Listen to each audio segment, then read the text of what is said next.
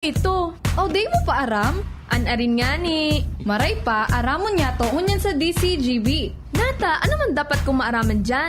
Ata, magdaog kita. Aramon niya to ang kakaibang mga informasyon, mga istoryang mapapakinabangan baaguan panguntuhan. Totoo yan. Uya na ang programang Aramon Yato digdi sa DCGB. Kaiba si Mardela. Aramon Yato.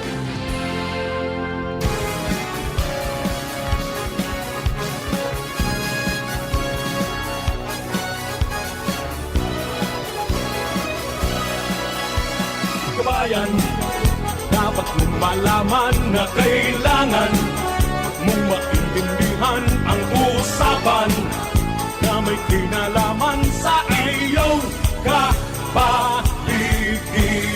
Gaya ng aming sinabi, makinig ka dito sa inyong bahay, makijaming dito sa programa Mardela, ating kasama. Pakinggan natin si Mga tugang, good morning! Sa Indo ka boss, welcome back sa PM programa. Araw mo niya ito unyang pungaldaw na inin Thursday. Petsa 22 sa bulan kan September 2022. Sa kapansan ng lingkod, Mardela daing iba, salit sanak pero tiyan. Welcome po sa programa. Araw mo niya ito alipot ang makiribanan ta. Mga 10 minutes lang. Pagalasan si Mapa, laog po ang DNR sa isa pong programang kapalibot ng tatamaan ng every Thursday po yan, 11 to 12 noon. Sarangkada po ka mga barata. Technical side, niya po dyan si Ronald Baldo, mantangyaman si Tricia Marilitan at saka si Richard Astor sa DCGB Social Media Department. Asin siyempre yaon po mga tugang si Angel Mustasa sa Production Assistance Center. Kung niya ito ang rangkada ka mga barata, nasa luwas mga tugang si Hans Galero para po sa dagdag niya itong impormasyon ngunyang pong pagka-agang ini ni Nuwade. Hans, good morning please come in.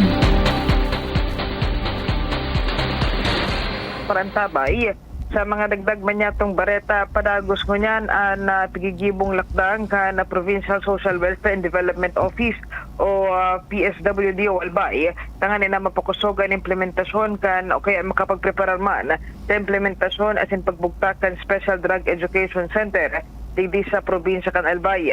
Inian na pag-araman kan DCGB News gikan sa nasambitan ng opisina kung saan nakikipagtabangan na sinda sa sanggunian palalawigan kan Albay sa paagi ni Board Member Glenda Bongao ang pamayokan Committee on Women, Family and Children asin man sa Provincial SK Federation President DepEd DALG asin Provincial Youth Office. Sigun sa PSWDO Albay, dakulaan na tabang kaini sa mga kaakian, lalo na sa mga kahovenesan, tangan talagang matauan o kaya magkaiguanin mahiwas na kaaraman ang mga ini kontra sa illegal na droga asin man na imalaog sa proliferasyon o kaya influence sa kaini. Sa ngunyan na pinaghahandaan naman ka na sa indang team o kaya ka na nasambitan ng grupo na mga posibleng aktibidad na ito in kaso ma-establisher na ang Special Drug Education Center digdi sa tuyang probinsya. Naglalaom na gobyerno provincial kan Albay na masustiniran ang programang ini dahilan sa saro sa prioridad ninda iyon mailikay ang mga albayano kontra sa illegal na droga. Itabi Sir Mar, ang informasyon na Hans Galero, DCGB. Thank you very much. Yan, sa mga kombinasyon, huwag na tayong magbalo-balo pa na mag-involve po sa illegal drugs. Huwag na tayong tumikim pa. Kung pwede nga ni Ronald tayo na magsigarilyo rin. Tadi man daan na poon. Mari si Ronald today. Dahil ka nakakakunagan magsiro-sigarilyo, Ronald. Dahil nang gadanggang kapi ka lang. Alright. Mga tugang, dahil na mag-involve sa drugs, ha? Maray pa mag-involve mo sa pagtanom. So, nag-idali kita mga tugang, maray na lang ayos ang traffic nyo niyan, bako masyadong, mabuhol-buhol dyan po sa Kalabaan kan Legazpi, Daraga hanggang sa Kamalig area. Nagpa-share kita duman sa Albay Farmers Bounty Village, sa Kabangan sa Kamalig. Bilang parte nga sa muyang programa ni Father Momoy sa boses ng kapalibutan, tayaon duman mga tugang sa mga 300 na mga kahobinesan all over di Albay Province, 1st, 2nd, and 3rd District. Nagatiripon duman para mag-adal. Trainers, training po ito kan Albay Young Farmers. 300 sinda na mga kaubinisan. Medyo nga ni mainit-init na ta, 300 palan duman, dahil na kaya kan irkon. So, nakalap naman si Manong Rick Mendoza, and that's the second day na po ngunyan, ang mga kombinasyon, ang nagigiribo na sindang yung mga plano. No? So, magayon, ang mga naging tugon, mga tugang kan mga speakers duman, most especially, so mga practicing mga tugang na farm owners, practicing LSA incorporators, and practicing school for agriculture.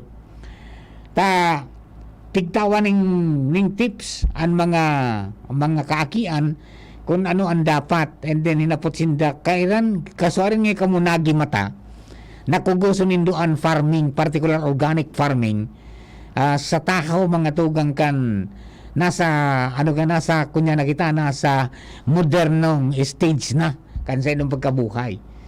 So bawal na nagsirimbag na gaypuan tumabang. Tas iba, nakariparo nga kami, nagurang na nga sa mga farmers.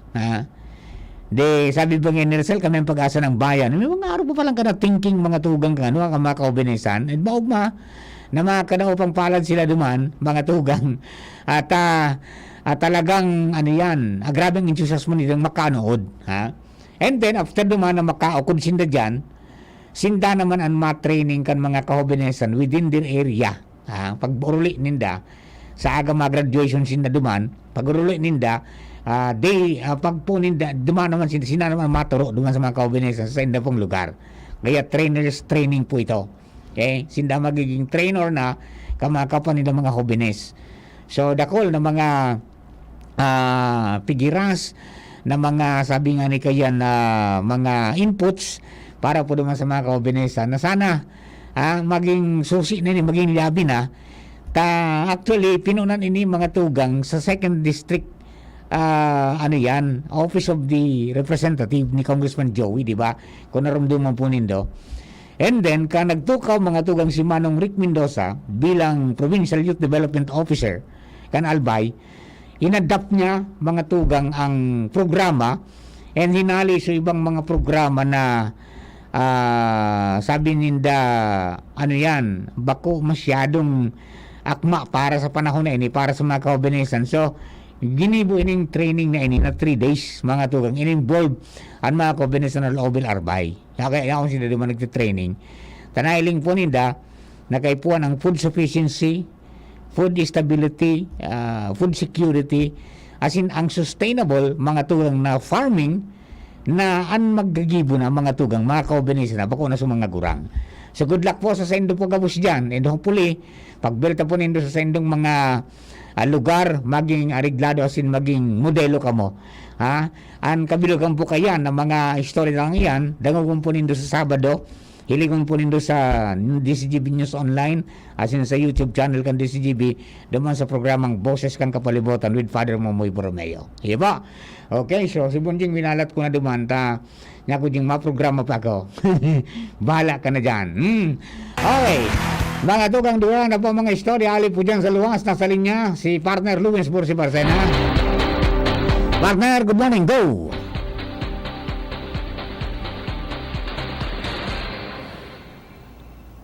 Now, wala na. Ayan. Wala na. Okay, so, iyo po yan tangani po na magiyahan, and dakulang bagay man po ito na sabi nga ni kayan sa mga kaubinisan ta ay talagang ukod sinda pati na kan paggibo ng mga concoction, di ba? Yung maghahali na sa mga natural na sana, bako na sa mga may chemical, as in mga synthetic na mga fertilizers, magibo sinda kung paano paggibo ng organic fertilizer, di ba? Paano pagpreparar, tangani po maging ariglado. Okay, balikan tayo si Lawrence, mga tugang, for the second time. Lawrence, go! Salamat tabi, Partner Mar Nalobat. Good morning sa mga paraan tabay, sa mga dagdag pang bareta. Nagpupuuna naman na magparalagaw-bagaw, ning padiit-diit ang mga nagkakapira niya itong kababayang Badyaw, digdi sa syudad kan Legazpi sa sentro, tangani ng makapagpalimos. Ini ang sitwasyon tabi Partner Mar, nananotarang kan DCGB News na kung saan, digdi sa may mga Darakulang Mall, lalo na digdi sa may Ayala, digdi sa may LCC Supermarket, baga sa may Ampang kan St. Rafael de Archangel Parish, asin digdi sa may SMC Legazpi, nagkapira na naman ang mga Badyaw, may ubo-ubong aki na ina, nugad sutugang na babayi, may ubo-ubong umboy, tangani nang makahagad din limo sa mga kagkapira niya itong mga kababayan. O garing tabi Partner Mar, nagkapira lang ng mga impormasyon. Ang sa tuyang mga nagka-observer, dahil lang may mga nagkakapira man ng mga taga-Legazpi, na dahil naman iirintindikan mga ini, asin na posibleng naging epekto ini kan pangapudan, kana Legazpi City Task Force Kalinigan, asin na City Social Welfare and Development Office, na day magparatara o digdi, tangani nang magkaigwa ininin kaisipan, na dahil mag-asa sa nasalimos, asin na maghanap buhay, tangani nang makapaghanap buhay, sigun na sa pakikipag-uloy ng kan DCGB News, kan mga nakaliis na daw kay City Social Welfare and Development Assistant Madam na Cecil Arcilia, sa iyang ipinagunambitan na dahil nang mag-relimos sa mga siringke ng mga persona, maski makahirapon pag-ilingon, dahil lang sigun sa iya, mas marhay man giraray na ang mga akineni makaukod na magkralase, maghanap buhay, pag sinda nakapagtapos tangani ng bakusan ng sinda araw kayan, na ang sistema, na ang Badyaw pirming nadidiskriminar dahil lang kansiring na sitwasyon na nagdadayo sa mga manlain-lain na lugar para sa na makapagpalimos. Yan tabi Partner Mar, ang mga dagdag pang istorya alidigi sa luwas. Ako po si LBB. Thank you very much, Partner Luwens. Yan po ang mga dugay na itong mga istorya. Hali po dyan sa luwas. And that ends our program, mga tugang for today. Joshua, sunod na lang ka. Tamaapi kita. Kapag-araw po kang bilog na tropas. Ako po si Mardela. Thank you. I will be back mamaya alas 12 hanggang alas 12:30 sa Bareta alas 12.